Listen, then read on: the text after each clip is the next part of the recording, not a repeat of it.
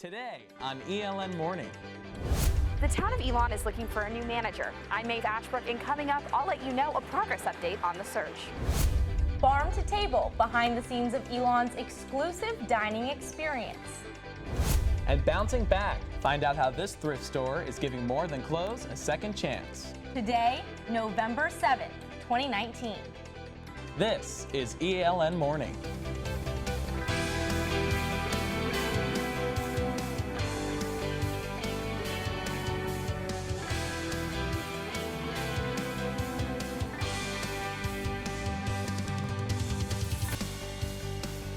Hello and welcome to ELN Morning. I'm Amanda Gibson. And I'm Baylor Rodman. Thanks for spending part of your morning with us. The town of Elon is close to announcing its next town manager, but the process has been ongoing for 5 months.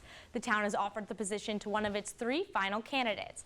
Our Maeve Ashbrook has more on the state of the search.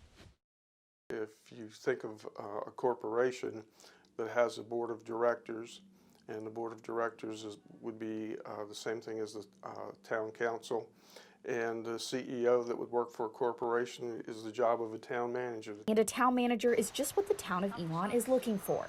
As of right now, Bob Morgan is serving as the interim manager after the old one resigned in May. Morgan says the town has offered the job to a man who's not from Elon. The man's name cannot be released since the town hasn't received an official response from him. One member of the selection committee was Elon University's Vice President for Business, Finance, and Technology, Bob Shea. And President Connie Book even attended a meeting right here in August to thank the Board of Aldermen for allowing the university to participate in the search. However, ultimately, it was up to the Board of Aldermen to choose the final 3 candidates. The interactions that we had with this candidate seemed to be a really great fit to manage the staff that we have in the town, and that was something really important to me. Emily Sharp, an Elon alderwoman, says choosing someone with high morale was one of her top priorities. I didn't want to bring anybody in who, is just going to come in and really shake things up.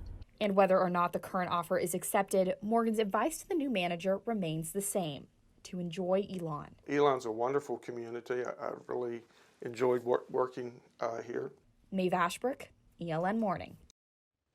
Morgan says he will work with the new town manager for about a week before leaving them on their own to return to his retirement. House Democrats have announced the first public hearings in the Trump Impeachment Inquiry will begin next Wednesday. The open hearings will be first conducted by the House Intelligence Committee, with the first time the American people will get to hear directly from the witnesses as they are questioned about the knowledge of President Trump's relationship with Ukraine. Assistant Professor of Political Science Carrie Eves says that the open hearings will allow for a more transparent process. I think one problem that they're experiencing is they do these closed-door interviews, someone tells them something, and then turns out they need to do another interview after that. So it sort of has this snowball effect where they think, oh, we just need to check off these few individuals, and after they speak to those people, it turns out there are more people they need to talk to. While Eves says the timeline of the now public impeachment inquiry is unclear, the president won't be impeached until the House formally impeaches the president with a simple majority vote. But just because the president is impeached does not mean that he will be removed from office. After impeachment, the case moves to the other side of the Capitol, into the Senate, where a trial is held and senators act as a jury, needing a 2/3 vote in order to remove the president from office. Eve says this process is a historic moment for our country. This is rare. It's important to follow and know what's happening.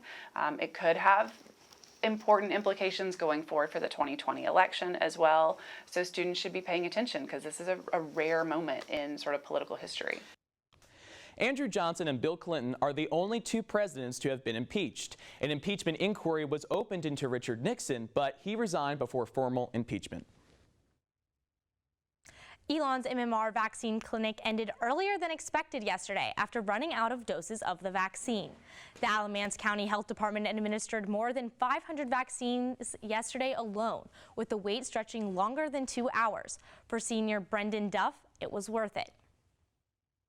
I thought we were coming into the clearing and we were making it out of the outbreak, but with the new confirmed cases and with some rumors going around about who might have come in contact with people who've had mumps before, I just decided it was better to be safe than sorry. As of now, 10 cases of the mumps have been confirmed on Elon's campus. Health professionals recommend covering your mouth and nose, washing your hands, and avoiding sharing drinks to limit your risk of getting the mumps.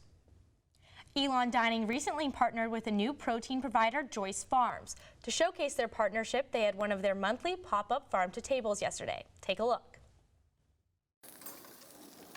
Elon's dining provider, Harvest Table, is showing their skills through unique farm-to-table meals with randomly selected students. The meals feature elegant plating and upscale dishes, but according to executive chef Jay Vetter, they don't come with a big price tag. As far as the budgeting, everything we use today, we actually pulled out of the dining hall.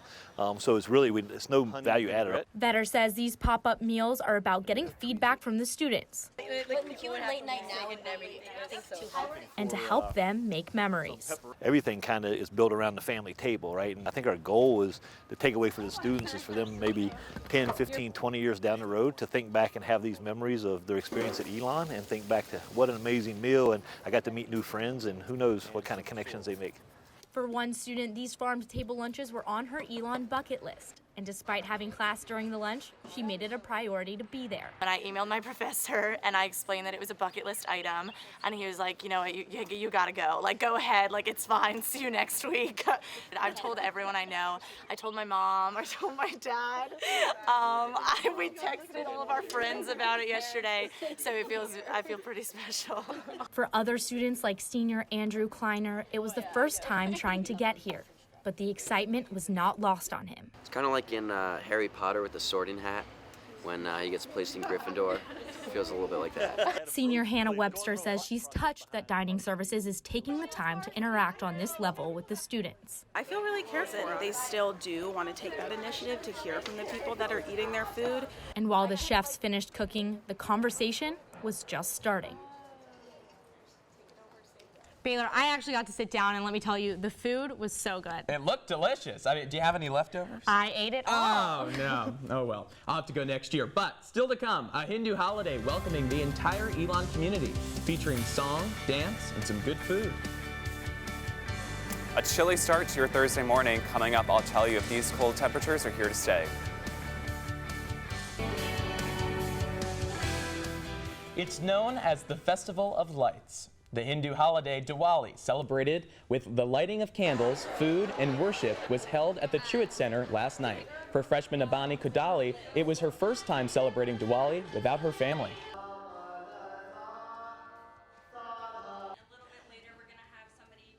It was like, because at home we kind of celebrated, but it's really fun to celebrate it here at Elon. The official festival was October 27th. The celebration gave Elon students of all faiths a chance to learn about the community.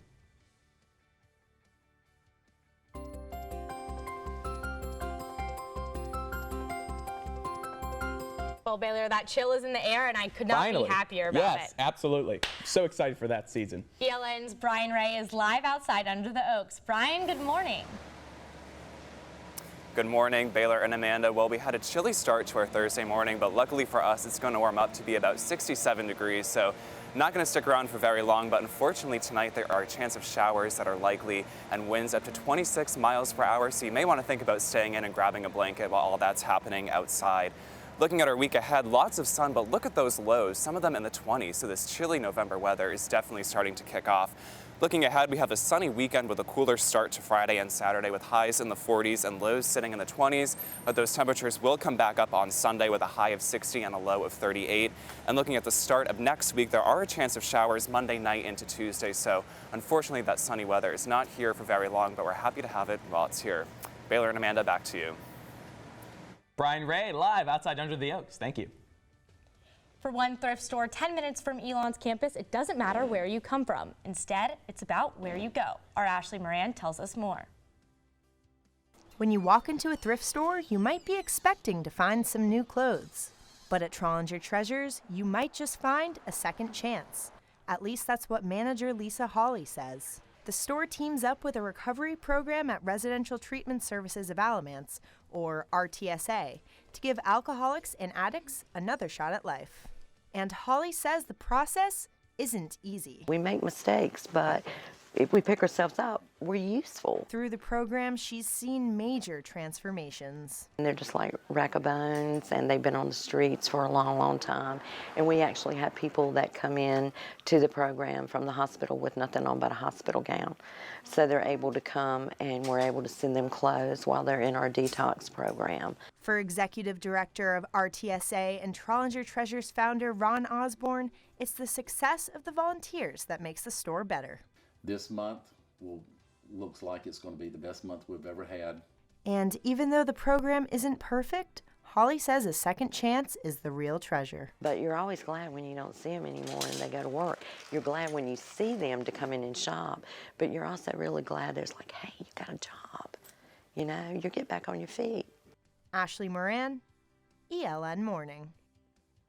Osborne says Trollinger Treasures serves more than just our community. Clothes they don't sell go into a truck, and that clothing goes to third world countries.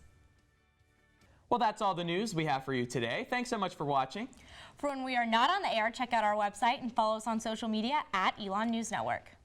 Have a great day, Elon.